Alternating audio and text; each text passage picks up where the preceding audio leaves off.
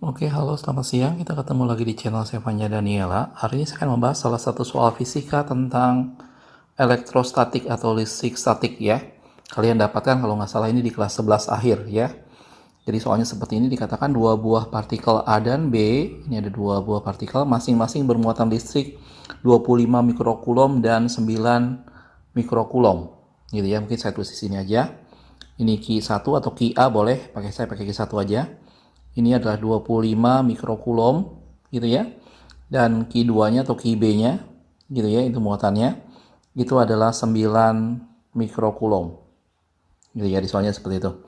Terus dia bilang dia terpisah dengan jarak 8 cm. Jadi ini jarak antara keduanya atau R ini adalah 8 cm gitu ya.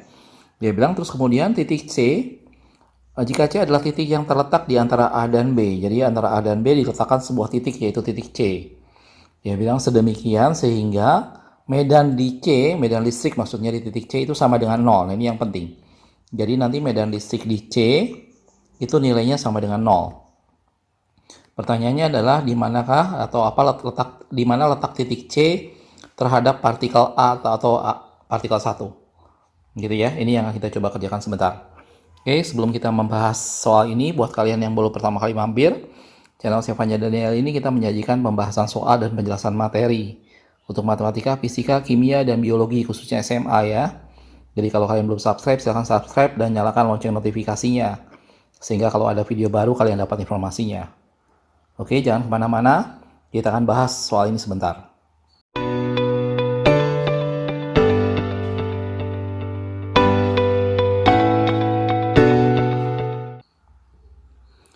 Nah, baik untuk mengerjakan soal seperti ini, pertama kita buat dulu sketch secara sederhana untuk gambarnya biar kita bisa membayangkan gitu ya. Ini anggaplah Q1 atau Qa, saya pakai Q1 aja. Ini adalah Q2 gitu ya, QB. Jaraknya ini adalah 8 cm. Terus titik C terletak di antara ini, kita nggak tahu, anggaplah di sini misalnya titik C. Ini titik C gitu ya. Nah, nanti yang ditanyakan adalah kalau medan listrik yang terjadi di C ini sama dengan 0, maka titik C ini berjarak berapa dari A atau berjarak berapa dari partikel Q1. Anggaplah ini X gitu ya jaraknya. Jadi X ini yang kita mau cari gitu ya. Sehingga jarak partikel C ini terhadap titik C ini terhadap partikel yang B itu otomatis adalah 8 min X. Bisa ya. Ini saya rasa yang cukup penting untuk kalian mengerjakannya. Gitu. Nah, sekarang kalau kita lihat dalam perumusan untuk medan listrik, kita tahu rumusnya adalah E sama dengan itu adalah K Q per R kuadrat. K ini adalah konstanta dielektrika ya, tergantung materinya apa. Kalau dia berada dalam ruang hampa nilainya adalah 9 kali 10 pangkat 9.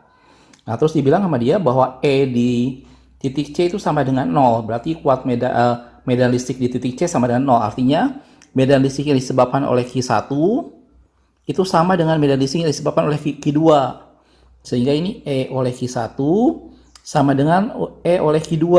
Akibatnya di C ini mengalami medan listriknya sama dengan 0. Jelas ya? Nah, setelah itu kita akan masukkan perhitungannya. Gitu ya. Ini berarti K Q1 per R1. Anggaplah begitu ya.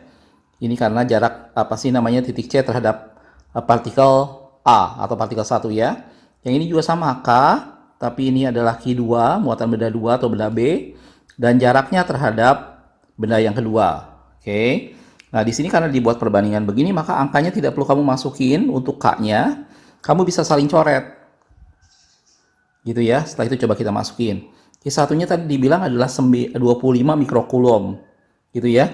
25 harusnya dibuat dalam kulom. Kulom adalah 10 pangkat min 6 dari mikro. Ya. Jadi mikro itu adalah 10 pangkat min 6, mikrokulom 10 pangkat min 6 kulom. Gitu ya. Terus jaraknya, benda yang pertama tadi jaraknya adalah 8 cm seluruhnya. Sedangkan titik C kita asumsikan X jaraknya dari Q1. Sehingga R1 di sini yang digunakan adalah X. Tapi masih cm ya. Jadi ini X kali 10 pangkat min 2 buat ke meter. Jangan lupa dikuadratkan. Gitu ya. Sama dengan sekarang yang terjadi pada Q2. Q2 tadi muatannya adalah 9. Dia sama-sama mikrokulom 10 pangkat min 6. Sebenarnya ini tidak masukin nggak apa-apa karena saling coret. Cuman kita biasakan supaya mengerjakannya dalam kulom dan jaraknya harus dikerjakan dalam meter, gitu ya. Sekarang jarak titik C terhadap benda kedua itu adalah karena ini tadi 8 dan ini X, maka ini adalah 8 min X, gitu ya.